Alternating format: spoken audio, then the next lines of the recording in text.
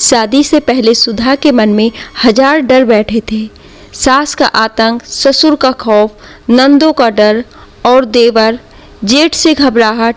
पर शादी के बाद लगा बेकार ही डरती घबराती थी। ससुराल में सामंजस्य बनाना इतना मुश्किल तो नहीं। वैसे सुधा बचपन से ही मेहनती थी। शादी हुई तो जैसे सब को खुश रखने का उसमें एक जुनून सा सवार हो गया। सबसे पहले जागना और सबके बाद सोना। सास नंदों के हिस्से के काम भी उससे खुशी खुशी अपने सर ले लिए थे। जब रोज़मर्रा की ज़िंदगी में ये हाल था तो रीता नीता की शादी का क्या आलम होता। रात रात जाग कर उनकी चुनरिया सजाने से मेहंदी रचाने तक का काम भी सुधा ने ही किया। औरों के लिए रीता नीता की शादी 2-4 दिन की दौड़ धूप भले ही हो, पर सुधा के लिए महीनों की मेहनत थी। एकाएक साड़ी का फॉल टाकने से लेकर पेटीकोट और ब्लाउज तक उसी ने सिले। चादर, तकिया, गिलाफ और मेजपोश जो उसने भेंट में दिया, उनको भी जोड़ ले तो सालों की मेहनत हो गई। पर सुधा को देखिए तो चेहरे पर कहीं सिकन नहीं। सहजता से अपनापन बांटना, सरलता से देना, सुंदरता से हर काम करना आदि सुधा के बिल्कुल अपने मौलिक गुण थे। रीता सुधा की हम उम्र थी, इसलिए उससे ज़्यादा दोस्ती हो गई। सुधा की आड़ में रीता खूब मटर गश्ती करती, सहेलियों के साथ गप्पे लड़ाती, फिल्में देखती और सुधा उसे डांट पड़ने से बचा लेती। सुधा जब मैले कपड़ों के ढेर से जूझ रही होती तो कभी कभी रीता उसके पास मछियाँ डालकर बैठ जाती और उसे देखती हुई फिल्म की कहानी सुनाती। यह सुधा के मनोरंजन का एकमात्र साधन था। रीता की शादी के समय सुधा के ससुर भी जीवित थे, पर इस शादी की लगभग सारी ही जिम्मेदारी सुधा और उसके पति अजीत के ऊपर रही। अजीत को फैक्ट्री में नौकरी मिलते ही पिता अपनी दुकान से पीछा छुड़ाने लगे, जैसे अब उनके ऊपर कोई जिम्मेदारी ही ना हो। जब मन होता दुकान पर बैठते, जब मन होता ताला लगाकर घूमने निकल जाते। रिश्तेदारों के यहाँ आना जाना भी वह बहुत रखते। कभी कभी अजीत कहता भी, पिताजी रिश्तेदारों के यहाँ ज़्यादा नहीं जाना चाहिए, तो उनको डांट पड़ती कि तुम मुझसे ज़्यादा दुनियादारी समझते हो क्या। और जाता हूँ तो उन पर बोझ नहीं बनता, जितना खाता हूँ उससे ज़्यादा उन पर खर्च करता हूँ, समझे। अजीत को चुप होना पड़ता। पिता ने बाहर हाथ खोलकर खर्च किया और बेटी की शादी में पूजा, पंडित जी और अपने रिश्तेदारों की विदाई के खर्च के अलावा सारा खर्च अजीत पर डाल दिया। अजीत और सुधा ने माँ से बात की तो उन्होंने तटस्थता दिखा दी। मुझे कोई मतलब नहीं, अजीत जाने, अजीत का बाप जाने, मैं कमाती तो नहीं, मुझसे पूछते हो। कहते कहते माँ ने अपनी मोटी करधनी अजीत को सौंप दी। करधनी से रीता के कुछ गहने तो बन गए, पर उसका मुंह सूज गया। उसके चेहरे की सूजन तभी उतरी जब सुधा ने अपना इकलौता गले का हार उसके गले में पहना दिया। इस शादी में रीता की मांग पूरी करते करते ही अजीत की जमा पूंजी खत्म हो गई। बाकी सब कुछ कर्ज लेकर किया गया। कर्ज चुकाने की जिम्मेदारी से बचते बचते पिता तो दुनिया से ही चले गए और माँ ने अपना मंगलसूत्र अजीत के हाथों में रख दिया। वह मंगलसूत्र सुधा ने नीता के गले में डाला, बेचा नहीं। अजीत एक दक्ष तकनीशियन था, आय अच्छी थी, कर्ज चुकाने में वह चूकता नहीं था, लेकिन घर के लिए उसे बहुत सी कटौतियाँ करनी पड़ती। गौरव सौरभ के जन्म पर सुधा को ठीक से पोषण नहीं मिल पाया, लेकिन उसने कभी इसकी कोई शिकायत नहीं की। अजीत की माँ जैसे तटस्थ थी, अंत तक वैसी ही बनी रही। नीता की शादी तय भी नहीं हुई थी और माँ दुनिया से चली गई। अब तो सुधा और अजीत को ही सब करना था। रीता की शादी का कर्ज चुका ही था कि नीता की शादी के लिए कर्ज लेना पड़ा। नीता को विदा करके कमर सीधी भी ना की थी कि फैक्ट्री के कर्मचारियों की छटनी होने लगी। अजीत को भरोसा था अपने काम पर, अपनी मेहनत पर, उसे विश्वास था छटनी की सूची में उसका नाम कभी नहीं होगा। पर एक दिन वह भी आया जब अजीत को भी घर बैठना पड़ा। तमाम खींचतान और प्रयासों के बाद आखिर फैक्ट्री बंद हो गई। तो फिर कैसे ही कर्मचारी क्यों न हो, उसकी नौकरी बचती कैसे? नौकरी जाने का सदमा अजीत के अंदर इस कदर बैठा कि उसने बिस्तर पकड़ लिया। सुधा के तो मानो पैरों के नीचे से जमीन ही खिसक गई। उसके सामने स्कूल जाते सौरव गौरव थे, तो बिस्तर पर पड़े अजीत को भी उसे ही खड़ा करना था। रात दिन जुटकर उसने अजीत को अवसाद के कुएं से निकालने के प्रयास किए। इसी बीच नीता को सरकारी नौकरी मिल गई थी। सुधा के लिए ये डूबते को तिनके का सहारा था। कर्ज की एक किस्त और सौरभ गौरव की फीस उसने अपने कंगन बेचकर भरी थी। नीता मिलने आई तो सुधा ने उसके आगे सारी बातें रख दी। नीता 4 दिन रही और जाते हुए बोली, ठीक है भाभी, तुम्हारी हालत सही नहीं है, इसलिए विदाई की साड़ी और मिठाई मैं अपने पैसे से खरीद लूँगी। और ये 100 रुपये भी रखी सौरव गौरव के लिए, मेरी ओर से कुछ ले लेना। सुधा ने रुलाई रोकते हुए 100 का नोट ले लिया और आशा भरे स्वर में कहा, नीता, इस बार के वेतन से हो सके तो कुछ भेज देना। तुम तो जानती हो हम कर्ज में डूबे हैं। तुम्हारे भैया संभले तो ही कुछ कर सकेंगे। देखूंगी भाभी, नीता ने अनमने से होकर कहा। उस कठिन समय में सुधा ने अपनी अंगूठियां और झुमके भी बेचे और एक रेडीमेड कपड़ों की दुकान से घर पर काम लाना भी शुरू कर दिया। फैक्ट्री से बकाया पैसा मिलते मिलते 6 महीने लग गए। इस बीच सुधा ने एक कमरा किराए पर उठा दिया और अपनी सारी गृहस्थी 1.5 कमरे में ही समेट ली। इन सारे प्रयासों से जैसे तैसे 2 समय पेट भर रहा था और बच्चे स्कूल से निकाले नहीं गए थे। सत्र पूरा होते ही सुधा ने सौरव गौरव को पास के एक सस्ते स्कूल में डाल दिया। बच्चों के लिए एक बड़ा झटका था, पर वे समझदार थे और अपने माता पिता के कष्ट को देखते समझते पैदल स्कूल आते जाते और नए वातावरण में सामंजस्य बनाने की भरपूर कोशिश करते। नौकरी छूटने के 6 महीने के बाद जो रकम फैक्ट्री की ओर से अजीत को मिली, वह नीता की शादी का कर्ज चुकाने में चली गई। नीता के पास अच्छा घर-वर, सरकारी नौकरी थी, पर उसने 100 रुपये खर्च करने के बाद 6 महीने में पीछे पलट कर भी नहीं देखा था। सर्दियों में 2 दिन के लिए आई थी। सुधा को फटा पुराना कार्डिगन पहना देखकर अपना एक कार्डिगन उसके लिए छोड़ गई थी और सौरभ गौरव के लिए कुछ स्केच पेन और पेंसिल रबड़ खरीद कर दे गई थी। नीता के पति पहले अक्सर अपने व्यापार के सिलसिले में आते और कई दिनों तक अजीत सुधा के घर में बेहिचक बिना एक पैसा खर्च किए डटे रहते थे। वे भी इन 6 महीनों में घर के दरवाजे पर पूछने नहीं आए। सुधा मन ही मन सोचती रहती, क्या नीता के पति इस बीच एक बार भी यहाँ नहीं आए होंगे? आए होंगे जरूर, और 1-2 दिन होटल में रुककर अपना काम जल्दी पूरा करके लौट गए होंगे। यहाँ आने पर हमारे कुछ मांग बैठने का खतरा जो था। अजीत से छिपाकर सुधा ने हर उस रिश्तेदार को पत्र डाला जो किसी प्रभावशाली पद पर था या जिसके पास मदद करने लायक संपन्नता थी। ससुर अक्सर बड़प्पन दिखाने के सिलसिले में जिन पर खूब पैसा लुटाया करते थे, वे संबंधी न कभी पूछने आए और न ही उन्होंने पत्र का उत्तर देने का कष्ट उठाया। सुधा को अपनी ठसकेदार चाची सास याद आई, जो नीता की शादी के बाद 2 महीने रुक कर गई थी। सुधा से खूब सेवा ली, खूब पैर दबवाए उन्होंने और सौरव गौरव का परिचय पर देखकर बोली थी, मेरे होनहार बहुत बड़े आदमी बनोगे एक दिन, पर इस दादी को भूल ना जाना। सुधा ने उन्हें भी पत्र लिखा था कि चाची जी अपने बड़े बेटे से कहकर सौरव के पापा को अपनी आयुर्वेदिक दवाओं की फैक्ट्री में ही फिलहाल कुछ काम दे दे। कुछ तो काम करेंगे, कुछ तो डूबने से हम बचेंगे। पर पत्र का उत्तर नहीं आया।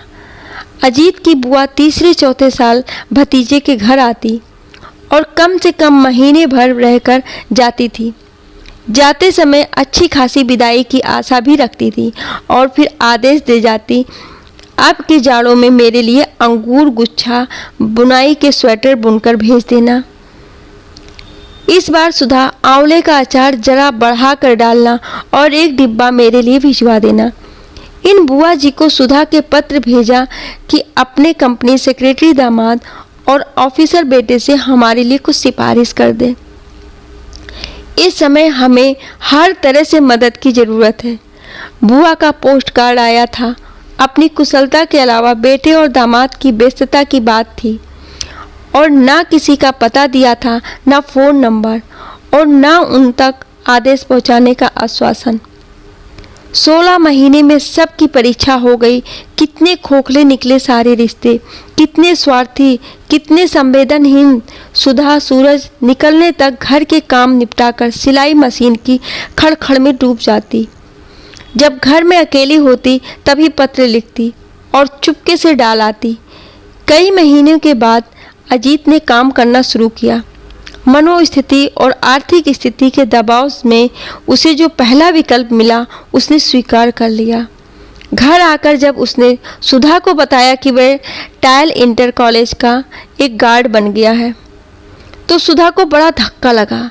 चेहरे पर उसने सिकन ना आने दी, लेकिन मन में इतनी बेचैनी थी कि वह रात भर सिलाई मशीन पर काम करती रही और सुबह निढाल होकर सो गई। नींद किसी अपरिचित स्वर को सुनकर खुली कोठी से निकलकर कमरे में आई तो कुर्सी पर एक लड़के को बैठा देखा। तखत पर बैठे अजीत के चेहरे पर चिंता की रेखाएं गहराई हुई थी। सुधा, ये विशाल है, छोटी बुआ की ननद की देवरानी का बेटा, बीए की प्राइवेट परीक्षा देगा यहीं से। सुधा चौंकी। यहीं से? मतलब आपके घर से? वह लड़का यानी विशाल बिना हिचकिचाहट के बोला। सुधा पर रात की थकान हावी थी। उस पर सारे रिश्तेदारों द्वारा दिल खट्टा किया जाना ये भूली नहीं थी।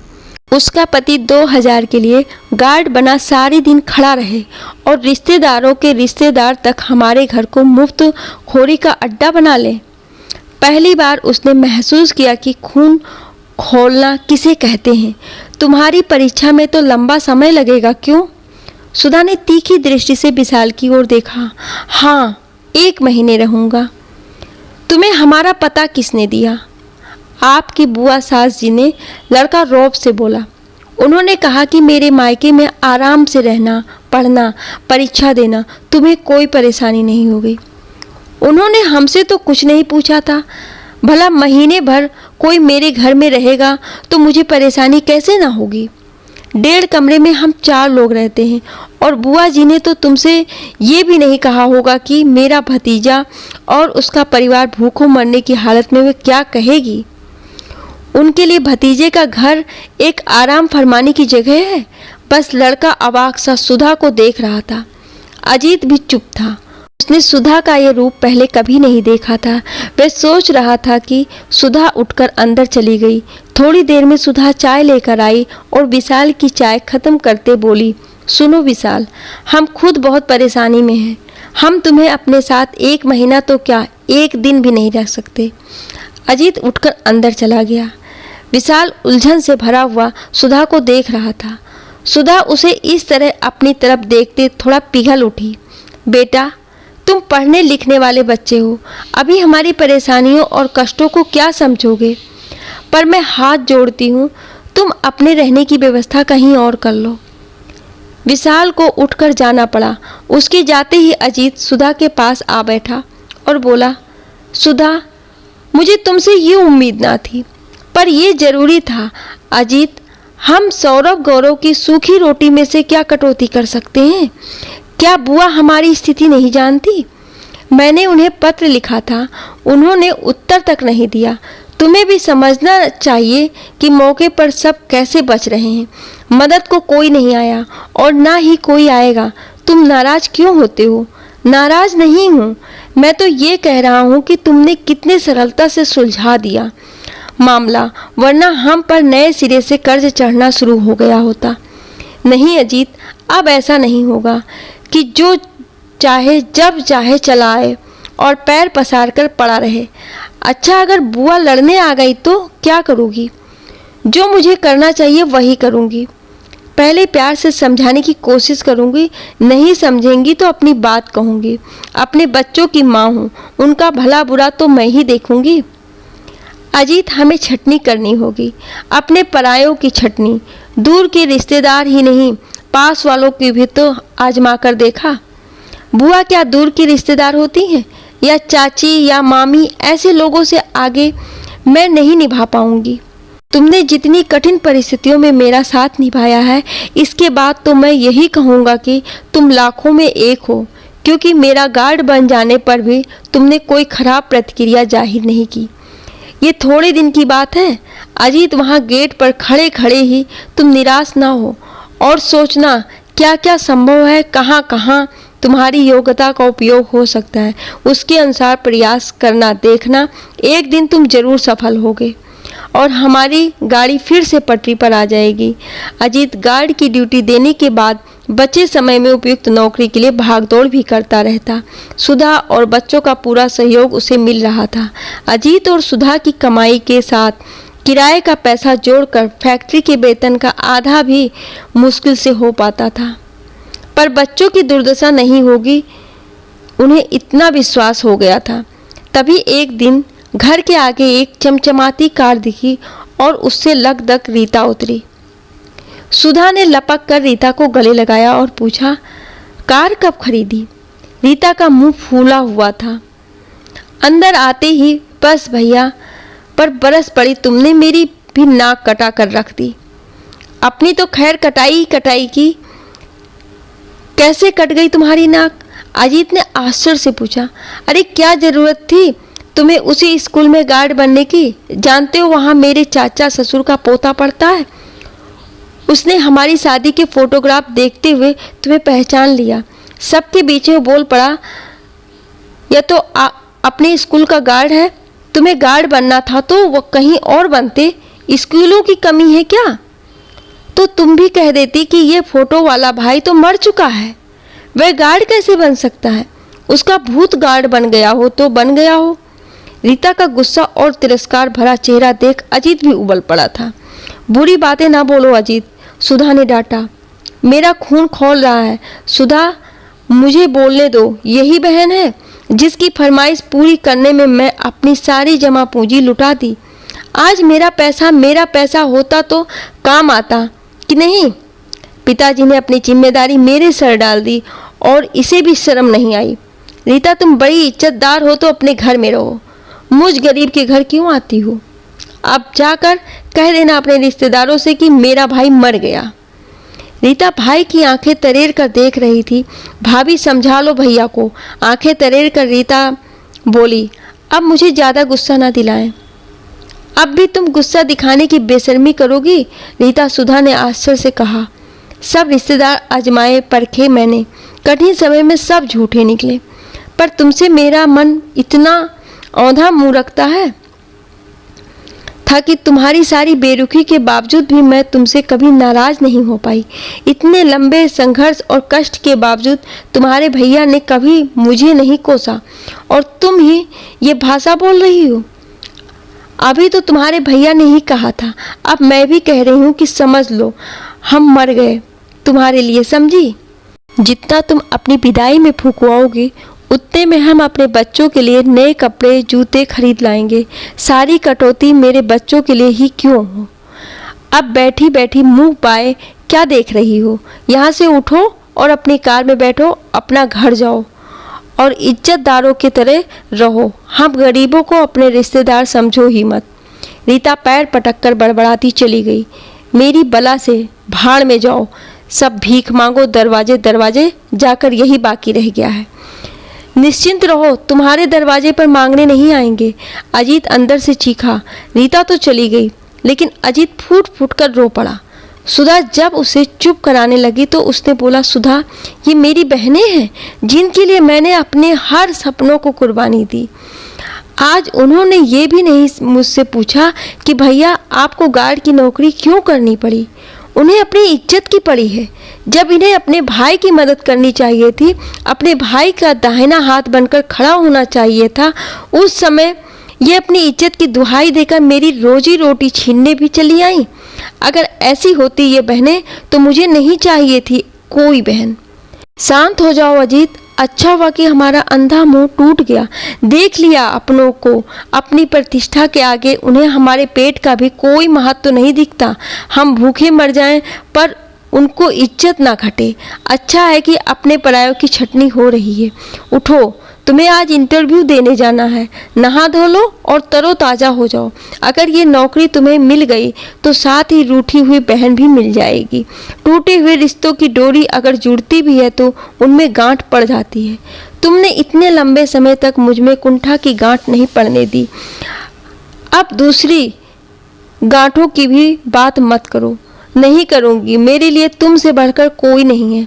तुम खुश रहो, मेरे बच्चे सुखी रहे, मैं बस यही चाहती हूँ और मैं हमेशा इसी कोशिश में लगी रहूंगी। तुमने इस गार्ड का मन सुकून से भर दिया है और अब इसका मन बोलता है कि कल के दिन से फिर नई जगह पर नए सिरे से तकनीशियन होगा। अपने हुनर और मेहनत के बलबूते आत्मविश्वास और आत्मसम्मान से भरा हुआ तथास्तु। सुधा ने वरद मुद्रा बनाई और अजीत मुस्कुराता हुआ इंटरव्यू के लिए तैयार होकर निकल गया। और आज एक कंपनी ने अजीत का एक्सपीरियंस देखते हुए उसे अच्छी सैलरी पर ज्वाइन कर लिया। अजीत बहुत खुश था और घर मिठाई लेकर आया। सुधा अजीत के चेहरे की खुशी देखकर समझ चुकी थी कि आज अजीत को नौकरी मिल गई है।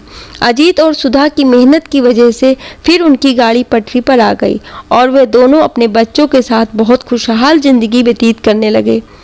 2 साल का दिन बीत गया। अजीत के पास काफ़ी अच्छा पैसा भी जमा हो गया और उसके बच्चे भी अच्छे स्कूल में पढ़ने लगे थे। लेकिन रीता ने अपने भाई भाभी से मतलब रखने की कोशिश नहीं की। अजीत अपनी बहनों के हाल चाल लेता रहता था। अजीत की कंपनी में ही रीता का एक पड़ोसी काम करता था, उसी से रीता का पता चलता था।